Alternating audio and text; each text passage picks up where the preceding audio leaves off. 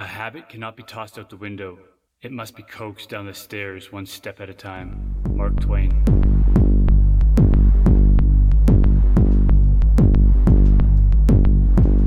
Hello, my name is Sean and welcome to Stoic Mind, Noble Heart. What is the value of one good habit? What habits do you wish you could just automatically do every day without thinking? Stick around to the end of the video and we will learn the power of habits. Any habit is within your reach. At first, it might be hard to learn, but eventually it can become the foundation of the person you want to become. A bad habit is so powerful it can completely ruin your life.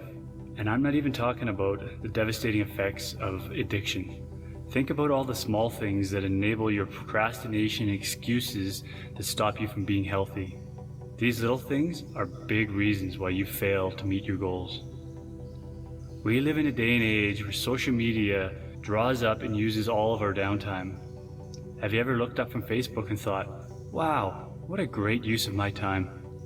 Think of a habit as a thin string. If you do this once or twice, it's just weak and thin.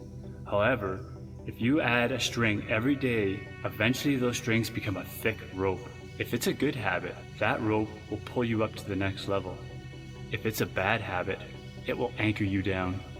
Everybody knows you can't build a house on sand, and you can't be highly effective if you always feel like shit.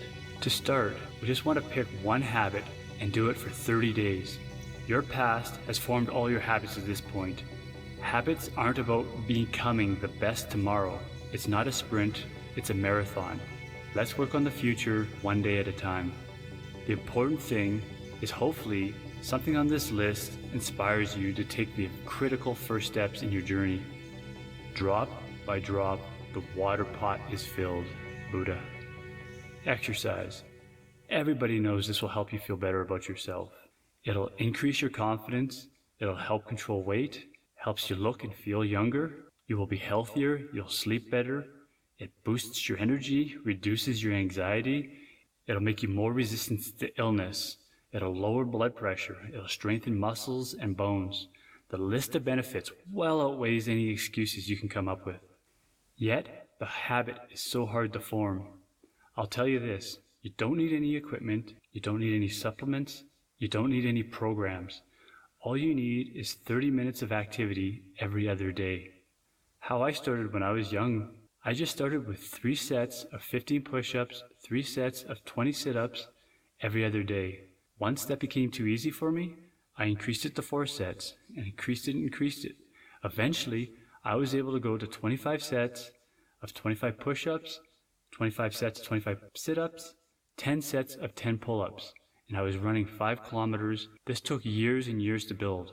Consistency is the key. Gratitude and appreciation. Take time each day to be thankful for the little things. It's just so easy to be negative.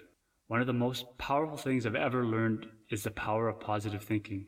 What you think and what you say out loud manifests in your overall attitude. It's almost a cliche saying, whether you think you can or you think you can't, you are right. If you've watched a few of my videos, you know I'm not a rainbow and unicorns kind of person. However, I feel one of my strongest attributes is my ability to stay optimistic no matter what. It may sound pessimistic, but what I say sometimes when things are going sideways is, it can always get worse. This is true no matter how bad things are for you. There's always something that can make it worse. I feel this is a good gut check for myself and an acknowledgement that nothing is owed to me. Avoid self-pity and be grateful for what you do have and not what you think you should have. It also never hurts to write down what you're grateful for and maybe write out the cool things that you've done. I'm not a big journal person, but it seems to help a lot of other people. Get into the habit of being thankful to the people in your life. Never underestimate how powerful it is to say thank you to somebody else.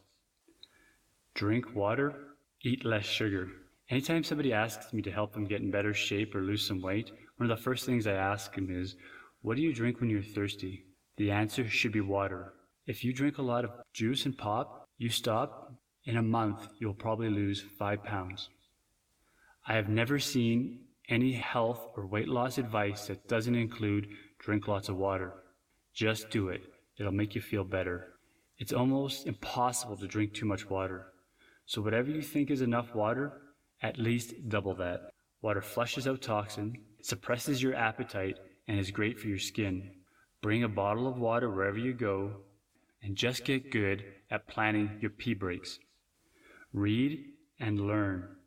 There's only one way to get better than you are now, and that's whatever you want to be better at, you need knowledge, and there's only two ways to gain knowledge. Experiment and learn through trial and error, which is time-consuming and frustrating, or be taught by somebody who already knows how to do it.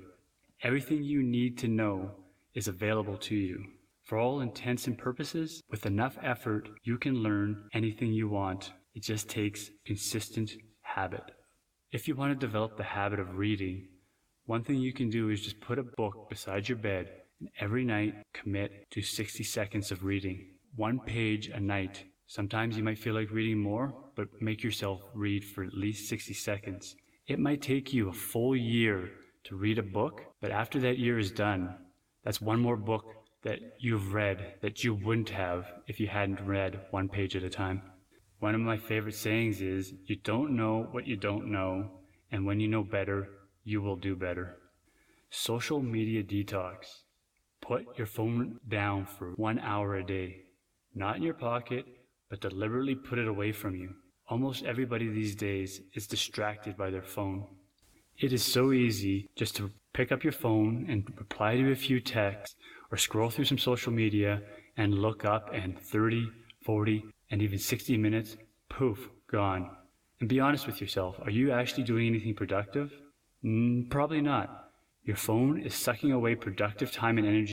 Use this hour to focus on something productive. Clean up your space, do some chores, work on a project that you keep putting off. Use this time to exercise.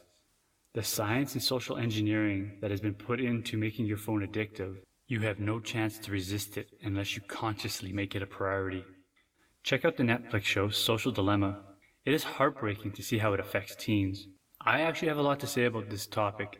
If you're interested, leave a comment. I would love to make a video. So pick a habit. Doesn't need to be one on this list.